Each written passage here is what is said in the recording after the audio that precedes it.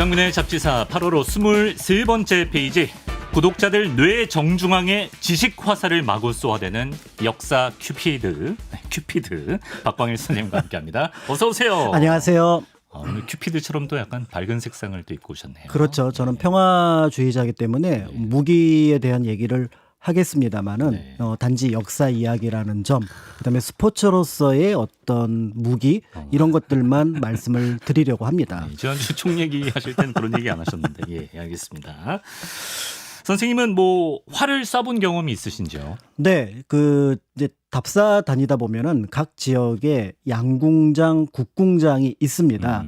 그래서 예천에 가서는 이제 양궁을 쏘아봤고요. 그다음에 이제 뭐 수원이라든지 이런 데 가면은 국궁장이 있어서 거기서 이제 국궁을 해봤거든요. 그랬더니 이제 그 수원에 가서 어디에 맞추면 됩니까? 그랬더니 저 앞에 있는 20m가 있는데 그게 관역이 좀 힘들면 그 앞에 10m 관역을 맞히라고 하더라고요. 예, 그래서 초급자용. 네, 그래서 10m, 20m 쏘니까 착착 맞아 잘 들어가더라고요. 정말? 네, 예. 그래서 야, 이거 체질이다. 그래요? 라고 해서 예. 그러면은 여기 그 오시는 분들은 어떻게 쏩니까? 그랬더니 저 뒤에 140m. LA 올림픽을 도전할까 했으나 현실은 네. 나는 아무것도 아니었다. 그리고 이제 또 하나가 그 활시를 잘못 다루니까 분명히 그 선생님이 이제 팔을 이렇게 왼쪽으로 좀 이렇게 비틀라고 얘기를 하셨었는데 이 욕심이 생기니까 이렇게 잘 쏘려고 당겼거든요. 그러니까 활시가 여기를 쳐서 멍이 들어요. 그러니까 생각보다 이제 우리가 밖에서 볼 때하고 직접 할 때하고 굉장히 달랐다라고 볼 수 있을 것 같고 옛날에 이제 조선시대 선비들 같은 경우는 이 활 쏘는 거를 기본적인 교양 중에 하나로서 예악 사어 할 때 그 사가 활 쏘는 거거든요. 이제 그런 것들을 했는데 사실은 이제 그 시대의 선비들은 선비이기도 하지만 굉장히 체력이 강했던 또 무인으로서의 기질도 가질 수 있었겠구나.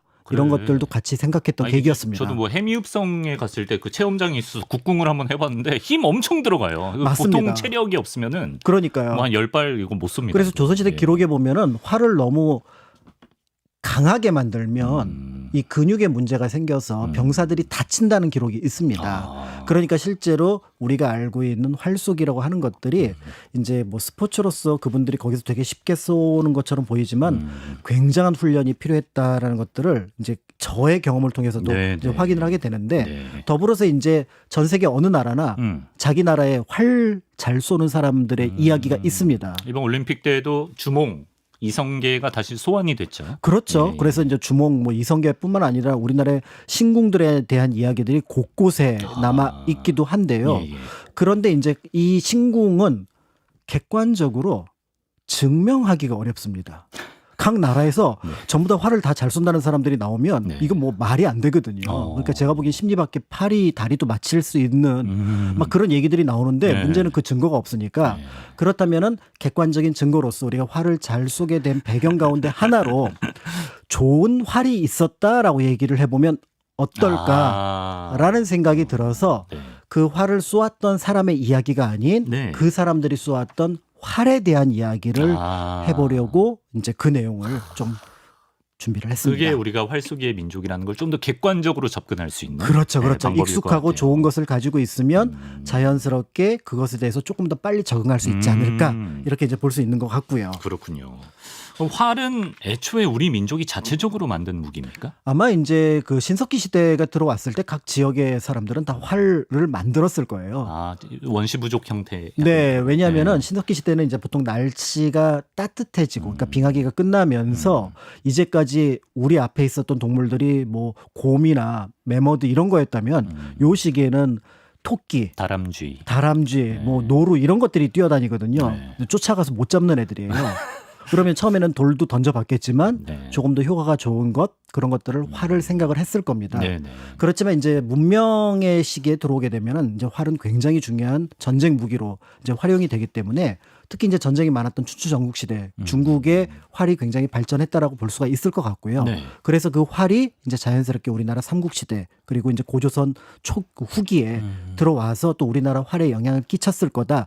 연구자들은 이렇게 보고 있습니다. 우리가 활쏘기의 민족으로서의 면모를 보인 거는 언제쯤이라고 봐야 될까요? 그런데 중국에서 들어온 활보다 조금 더 괜찮은 활이 있지 않았을까? 그리고 또 활이 지역을 타거든요. 평지만 있는 곳에 활이냐, 또 산지가 있는 곳에 활이냐, 네. 이런 것들에 따라서 어떤 그 지역적인 특성을 더 드러내게 적합한 되는데요. 활이 있다는 네, 거죠. 그런데 역시 이제 우리는 초기부터 뭐 꼭 주몽설화가 아니더라도 예. 이 정도면은 괜찮다라고 하는 것들이 이제 문헌 기록으로 남아 있는 것이 있고, 그다음에 그림으로 남아 있는 게 있는데, 네네네. 이제 고구려 옆에 보면은 그 한반도 동부 지역에 예맥이라는 동네가 있는데 거기서 나오는 활이 굉장히 좋다라는 게 삼국지라고 하는 중국 역사책에 등장을 합니다. 그래요? 그러니까 이제 거기에 예맥에서 나오는 활이니까 활궁자를 써서 맥궁.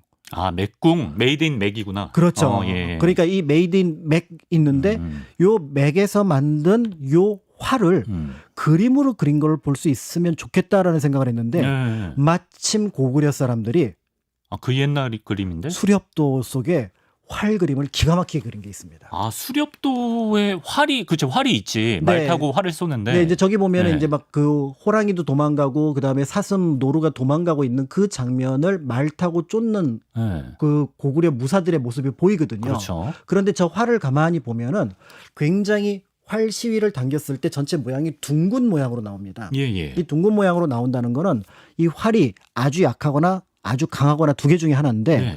그런데 활 그 끄트머리를 보면은 이렇게 삐쭉해서 기본적으로 완전히 둥근 모습이 아니라 네. 꺾여 있는 모습으로 보이거든요. 그러네요. 그건 예. 뭐냐면 원래 활의 모습은 이런 거를 네. 뒤집어서 둥글게 만들었고 활 시위를 당겨서 그거를 다시 굉장한 지금 힘을 주고 있다라는 걸 보게 되는 거죠. 약간 좀 약간 갈매기 모양, 숫자 3 모양. 맞습니다. 예. 그래서 저걸 만궁이라고 얘기를 하는데 예. 저런 만궁은 그러면 굉장히 강한 활이고요. 그 강한 활을 말 위에서 쏘고 있다. 그러면 말도 잘 타야 되지만 네네네. 활 자체도 굉장히 탁월했구나라는 걸 볼 수가 있어서 우리가 알고 있는 주몽 얘기뿐만 아니라 네. 이제 이 시기에 오면은 중국과 차별화된 우리만의 활 문화가 발전하고 있구나라는 것을 보여줍니다. 저게 최상급 활이구나. 예. 최상급 활입니다. 네. 그리고 오늘 활 제작과 관련해서 또 소개해주고 싶으신 인물이 있다고 들었습니다. 네. 사실은 이제 우리의 전통 활의 어떤 것과는 연결되는 것이 좀 아닌 것처럼 보이는 게 있는데 네. 통일신라가 이제 그 통일 직전에 이제 굉장히 신라에 강력한 활이 있었던 것 같아요. 이제 기계식 활인데 그거를 뇌 또는 노라고 읽습니다. 네네. 그래서 그 앞에 이제 그 금속은 쇠가 들어가서 쇠뇌 뭐 이런 표현을 쓰는데요. 예. 이 쇠뇌를 신라에서 장인이 만들었는데 네. 그게 한 1.2kg, 1.4kg 이렇게 나가는 겁니다. 그러니까 거기에 일단은 신라가 굉장히 강한 무기를 갖고 있었고 그걸 통해서 뭐 이제 백제도 이기고 이런 걸 보니까 네. 당나라에서 네. 수입. 그 기술자 보내라. 이 기술자를 빼가요? 예, 핵심 인력을. 그 기술자가 이제 구진천이라고 하는 인물인데 예. 이 사람을 보낸 겁니다. 네. 그런데 이제 구진천이 그 당나라로 갔을 때 가만히 생각을 해보니까 지금은 당나라와 신라가 연합을 했는데 그렇죠. 예. 고구려 멸망하면 내가 다음은 전수한 기술이 신라로 신라를 겨눌 것이다. 라는 생각을 했던 것 같아요. 그래서 이 쇠뇌 기술자였던 구진천이 현장에 가서 이제 굉장히 융숭한 대접을 했을 거 아니에요. 네. 지금으로 치면은 국방과학 기술을 가져온 그렇죠. 최고의 그 신라에서 온 기술자니까 네, 그렇죠. 그래서 막 최고의 대우를 합니다. 그래서 무기 전국에서 다 구해올 수 있다. 당나라 전체에서. 예. 그다음에 재료 필요한 거 다 얘기해라. 예. 뭐 숙식 충분히 제공한다. 숙식 월급 기본이죠. 예. 신라에서 얼마 받았냐. 예. 뭐 이런 것들도 물어봤던 것 같아요. 네네. 그런데 이렇게 해서 제작을 해서 당 고종이 직접 시연에 갑니다. 예. 이게 그 유명한 구진천의 쇠뇌 천보가 나간다는 그러니까 한 걸음을 1보라고 하니까 천보가 천보를. 나가는 그 활이냐라고 예. 갔는데 50보가 나가는 거예요. 일부러 그렇게 만든 거예요? 그러니까 이제 고종이 네. 이거 뭐야? 얘기랑 다르잖아. 다르잖아. 우리가 그만큼 스카우트할 이유가 없는데 그랬더니 이제 구진천이 얘기를 하는 거지. 이게 나무가 안 좋아서 그렇다. 이 신라 나무 같은 그런 나무가 있어야 되는데 서라벌 나무 가져와라. 그러니까 그거 중국에서 찾든지 예. 서랍에서 가져와라. 오케이. 그래서 다시 한번 또 준비를 합니다. 그래요? 예. 또 이제 이제 드디어 시연을 할 때가 됐는데 이제 100보 나가요. 100배. 1000보라며. 월급 10분 내고 토해내. 그러니까 예. 이제 당 고종이 막 이제 그때는 협박을 하기도 하고요. 야, 좀 그리고 화났구나. 또 때에 따라서는 회유를 하기도 했지만 예. 구진천이 결국은 넘어가지 않아서 아. 나중에는 신라로 돌아오게 됩니다. 자세한 속마음은 알 수 없으나 그렇죠. 어쩌면 고국을 생각하는 마음이었을 수 그게 있다. 거의 90%라고 보여지고요. 아. 그렇기 때문에 사실은 자기가 처한 위치에서 이 무기 기술을 당나라에 보냈을 때 나 개인만 생각하면은 여기서 그냥 어떻게 보면은 호의호식하고. 그렇죠. 잘 살 수 있는데 내 조국, 내 어떻게 보면 같이 살았던 가족, 그다음에 민족을 생각해 보면은 이 무기를 넘길 수 없었다라는 그런 얘기가 있어서 우리가 어떤 물건을 물건으로만 보지 않고 네. 그 물건이 가지고 있는 사회적인 또는 그 시대의 어떤 상황들을 파악하는 것이 또 역사의 문제이기도 하거든요. 네, 네. 그렇기 때문에 이제 오늘 활에 대해서 말씀을 드리지만 이 활은 또 각 시대에 그런 고민들을 안고 있었던 무기 중에 하나였다라는 것들을 구진천 이야기에서 이분 훌륭한 분이네. 네, 짐작해 볼 수 있을 것 저희 그 같습니다. 오랫동안 묵혀두고 실행에 못 옮기고 있는 프로젝트 있지 않습니까? 한국을 빛낸 100명의 위인들 개사하기. 그 여기 구진천 선생님 넣어야죠. 후보에 넣어도 올라갈 수 될 것 있겠죠? 같아요. 네네네. 예, 알겠습니다. 메모해 두고요. 좋은 활의 기준은 여러 가지가 있겠습니다만 아무래도 좋은 재료를 쓰는 게 중요할 터인데요. 네, 맞습니다. 그렇죠. 그래서 이제 활의 성능을 가늠하는 가장 중요한 것은 이 활은 몇 개의 재료를 썼느냐라는 거예요. 몇 개의 재료를 그렇죠. 쓰냐? 몇 종류의 재료를 썼느냐. 아, 그래요? 그래서 단일 종류의 재료를 쓴 활이다. 네. 그럼 대충 전문가들은 이거 어느 정도 나가는지 짐작할 수 있습니다. 아, 왜냐하면 네. 나무가 가진 탄성, 그다음에 대나무가 가진 탄성이 있거든요. 네. 이 탄성을 기준으로 하면은 결국은 그 시대에 화살이 나아갈 수 있는 힘이라고 하는 게 거리라고 하는 게 거의 예측이 가능합니다. 탄성에서 나온다. 그렇죠. 예, 예, 예. 그러니까 그 탄성을 근데 조금 더 높일 수 있는 몇 가지 재료를 복합적으로 썼다면 이거를 그래서 복합활이라고 얘기를 하거든요. 복합활. 이 복합활이라고 한다 그러면 그 활은 굉장히 탁월할 수 있을 것 같다라고 하는데 네. 한국 전통 활이 이 복합활에 속하는 활이라고 볼 수가 있을 것 같고요. 어떤 재료들을 섞나요? 그 안에서도 네. 가장 중요한 게 네. 소의 뿔. 아, 소의 뿔을 써요? 그래서 뿔 각자를 써서 예. 한국 활을 가리켜서 네. 각궁. 각궁 그렇지. 이렇게 얘기를 합니다. 깍궁. 아, 그렇구나. 뿔을 썼어요. 네, 그러니까 예. 각궁을 쓰는데 실제로 보기에는 굉장히 단순해 보이지만 그 활 장인이 만드는 과정을 옆에서 예를 들어 그림이라든지 아니면 동영상으로 보시게 되면은 네. 굉장히 복잡하고 어려운 과정을 거친다라는 걸 짐작해 볼 수가 있습니다. 야. 이제 간단하게 보면은 일단 저 둥근 모양을 기본적으로 대나무로 만들어요. 아, 네. 근데 대나무를 저 모양으로 만들려면 불에 살살살살 달고 가면서 일단 저 모양을 갖춰야 나중에 대나무가 휘어질 때도 어떻게 보면 원형으로 다시 돌아오려는 반발력이 생기게 됩니다. 네. 그런데 이렇게 쓰면은 죽궁이 되는 거예요.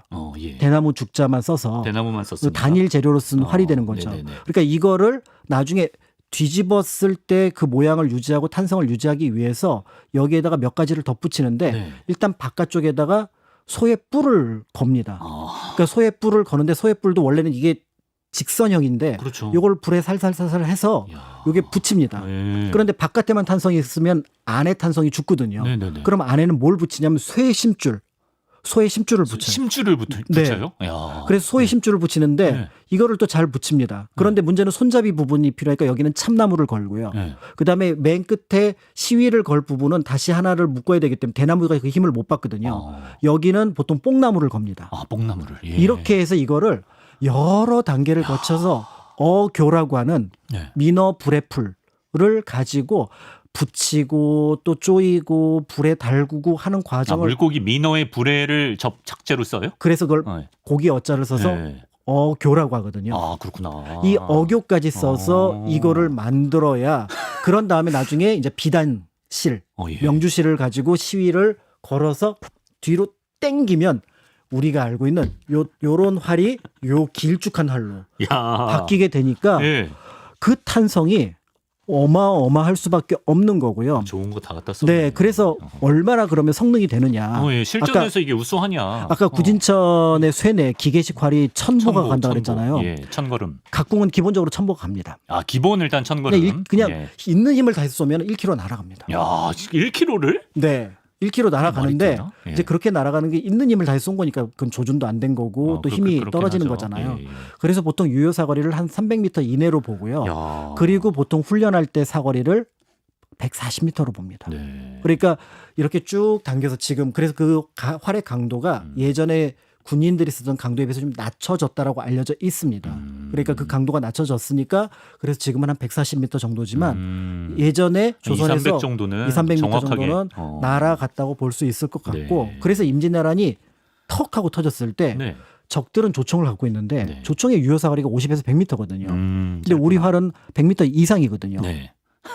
그럼 먼 거리에서 그러니까 약올리면 되죠. 요 거리만 좀 유지하면 되지 그렇죠, 않겠습니까? 그렇죠. 예. 라고 해서 이제 곽재우 장군이나 이순신 장군이 아. 일정한 거리를 유지하면서 전투를 벌이니까 우리 측의 손실이 전혀 없었던 그런 거라고 볼 수가 있기도 한데 네. 이제 그런 면에서 조선에 가지고 있는 활은 동아시아 사람들이 다 무서워하는 거였고요. 이 조선의 활하고 그나마 비슷했던 게 네. 여진족의 활입니다. 아, 여진족의 활. 여진족은 이제 좀 추운 북부 지방에 살고 있었는데 네. 이들도 각궁을 가지고 있었어요. 그런데 이들의 각계 뿔은 야크 뿔입니다. 야크. 네. 예. 그러니까 걔는 야크 약간 물소 느낌 아닌가요? 그렇죠. 굉장히 네. 물소 느낌이고 네네네. 뿔이 굉장히 단단해요. 그렇죠, 그렇죠. 그러니까 이 활은 네. 조선의 활보다 무겁습니다. 아, 그렇겠네. 그러니까 무거우니까 이게 멀리 이동하거나 음. 아니면 기병이 쓰기는 굉장히 어려운 부분들이 있어서 네. 결국은 이제 동아시아에서 가장 강하면서도 효율적인 활이라고 한다면 조선의 각궁. 그래도 강하다는 의미로 강궁이라는 각궁이자 강궁이다. 네, 이런 의미를 쓰게 돼서 결국은 활강국 조선의 모습을 보여주게 됩니다. 야, 진짜 보통 명품이 아니네요. 예. 그렇습니다. 근데 아까부터 좀 의아했던 게 뿔을 쓴다고 하셨는데 그것도 물소의 뿔을. 네. 물소의 뿔인 거죠. 그러니까 네. 우리 일반 한우 뿔이 아니라. 한우 뿔은 요만해 갖고 네. 요거는 여러 개를 겹쳐야 되고요. 네. 물소는 이만하니까 어. 요거는 위 아래 두 장만 붙이면 돼요. 물소 뿔이면 우리가 수입을 해야 되는 건. 그렇죠. 네, 안 사니까. 그러니까 이제 이 물소뿔을 처음 쓰게 된 게 언제였을까에 대해서는 약간 논란의 여지는 있는데요. 네네네. 대체로 송나라하고 교류를 할 때 물소뿔에 대한 기록들이 등장을 합니다. 네. 그러니까 그 시기에 중국의 원산지였던 중국에 살고 있는 남부 지역에 살고 있었던 물소의 뿔을 들여와서 네. 아마 그 이전에는 다른 동물의 뿔을 썼을 거예요. 근데 이 물소 뿔을 쓰니까 튼튼하죠. 예. 어마어마한 거예요. 이게 전체가 한 장이잖아요. 예, 예. 예전에는 이거를 여러 장을 붙여야 되니까 그 탄력이 한계가 있습니다. 아. 그래서 계속 수리를 해야 돼요. 예, 뭐 녹용이면은 이 녹용 몇 개를 이렇게 막 이어 붙여야 되는. 실제로 저기 사슴뿔을 씁니다. 아, 그래요? 나중에 이제 이 물소뿔을 못 구할 때는. 야. 그러니까 그런 예. 걸 쓰다가 한 장짜리 물소뿔을 쓰니까 네. 이 탄력이라는 게 이 야. 신세계구나. 활을 쏜 사람은 잊지 못하는 아, 거예요. 이제는 우리 고려 조선의 활은 어디로 가야 된다? 물소의 뿔로 가야 된다. 낚싯대도 좋은 거 쓰신 분들은 다시 예전으로 못 들어가거든요. 그쵸, 그 탄성 못 잊는 예, 거예요. 예, 예. 그래서 이거를 이제 해갖고 네. 이제 대대적으로 이제 물소 수입을 하는데 가만히 원나라가 보니까 저거 위험한데? 아, 우리를 위협할 수 있다. 그렇죠. 고려라는 나라가 강궁으로 무장을 하면 굉장히 위험하잖아요. 네. 그래서 원나라 때부터 수입 규제 제한 조치가 시행이 됩니다. 아, 물소뿔을 안 주는군요. 네. 그러니까 이제 조선이 이제 원나라가 망하고 나서 이제 명나라한테는 뭐라고 얘기하냐면 이제까지 원나라 때 있었던 부당한 수입 규제 철폐하라. 오. WTO 체제에서 이런 것들은 적절하지 않다. 예, 예. 라고 얘기를 하는데 네. 명나라 주원장은 조선을 진짜 의심을 했었거든요. 예. 쟤네 어떻게 될지 모르는 나라다. 그래서 수입 규제가 계속 유지가 됩니다. 네. 그러니까 이제 조선으로 볼 때는 고민을 하는 거죠. 어떡하지? 그러게. 야, 우리 동방 예의지국인데. 네. 근데 그 손맛은 우리가 못 잊고 있는데. 그렇죠. 예. 우리가 밀무역은 할 수가 없잖아. 그렇죠, 그렇죠. 밀무역 안 되지. 근데 예. 그렇다면 강궁이 안 나오잖아. 그렇지. 하자. 뭘 해요? 밀무역. 아, 그냥 밀무역을 합니까? 이게 뭐야? 아, 결국에 그래서 예의고 뭐고. 예, 예. 유동 지역에 그 상단을 보내서 그러니까 사신들하고 보내서 몰래 이 뿔들을 계속해서 수입을 해 오는데 그러니까 이게 이제 계속해서 수입해 오는 게 이제 양이 좀 많았던 것 같아요. 그러니까 처음에는 명나라 조정에서도 거기까지는 몰랐던 것 같습니다. 그러다 나중에 현장에서 이게 무역하는 과정에서 문제가 발생을 해갖고 이게 명나라 조정에 들어갑니다. 네. 그러니까 딱 끊겨요. 아. 이제 밀무역도 안 되는 거예요. 그럼 이제 뭐 어떻게 해야 되나? 그러니까 이제 다른 고민이 대안을 되는 거죠. 찾아야지. 고민이 되는 거죠. 그래서 이제 이 밀무역을 하고 있는 그 순간에도 야, 우리 근원적인 문제를 해결해 보자. 물소 네. 뿔 네. 이게 지금 안 들어오고 있는데 그렇죠. 기르자. 한반도에서 직접 우리가 기르자. 그러니까 이제 뭐 어. 신하들은 난리가 났겠죠. 네네네. 아니 우리 춥습니다. 우리나라 다 얼어 죽어요. 다 오면은 그 남방에서 온 물소가 어떻게 삽니까? 물소 길들이기도 쉽지 않을 것 같고. 길들이기도 쉽지 않은데 그런데 이 세종대왕 세종께서 세종대왕께서는 예. 야, 우리가 못할 게 뭐가 있어? 그래. 우리 나 온실도 만들었던 임자 사람이야. 해봤어? 예. 그러니까 세종대왕이 네. 이것까지 이제 네. 자신이 볼 때는 국방 정책의 핵심인 거죠. 국방 신소재, 예. 특수 소재를 우리가 자체 생산하자. 그래서 우리가 더 이상 네. 다른 나라에 기댈 수 없지 않느냐. 야 진짜로. 네. 야. 그렇게 해서 물소를 키워요? 키워야 되는데 네. 이게 뿔하고는 달라서 밀무역이 안 돼요. 덩치가 일단 크니까. 물소 몇 마리를 들여와야 되잖아. 그렇죠. 키우려면. 예. 그런데 이 물소를 들여오는 게 네. 물소 뿔이라는 거를 명나라에서는 알고 있는 거잖아요. 그렇죠. 그러니까 여기서는 어쩔 수 없이 공식 루트를 틉니다. 공식 루트. 그래서 명나라 황제에게 우리 농사 짓는데 네. 큰 소가 필요하다. 농사용으로. 예. 물소 좀 예. 구매할 수 있도록 그 수입 규 규제 풀어달라. 이게 사실은 규제도 없었던 거고 예. 수입을 한번 해보자. 해보고 싶다. 예. 그러니까 그렇게 해야지 우리도 소부장 강국이 될 수 있지 않을까. 이렇게 봤던 거죠. 네. 명나라에서 당연히 허락 안 합니다. 그래서 세종연간에 계속해서 명예 요청을 했는데 네. 이게 받아들여지지 않고요. 그래서 그 아들이었던 문종도 네. 굉장히 국방에 관심이 많았던 임금님이잖아요. 그렇죠. 우리가 알고 있는 화차, 신기전 화차를 만들었던 분이 문종이기도 하니까요. 네. 그래서 문종도 역시 명나라에 요청을 하는데 안 풀립니다. 이게 계속해서 안 풀려서 세종연간까지 네. 이 문제가 안 풀려요. 지금 뭐 판다 들어오는 것보다 더 깐깐하네. 예. 더 힘들었다고 예, 봐야죠. 예. 그런데 네. 궁하면 통한다고 예. 세상에 전혀 생각하지 못했던 방식으로 조선의 물소가 들어옵니다. 뭐지? 한우 사이에서 물소가 태어나나? 그럴 수 생각지도 못한 없을 방식. 거고요. 예. 생각지도 못한 방식인데 예. 바로 일본에서 원숭이 보내고 뭐 이렇게 했었잖아요. 예. 그런데 갑자기 일본 북큐슈하고 남부 혼슈 지역의 그 굉장히 중요한 호적이었던 오우치라고 하는 대네라고 하는 인물이 네.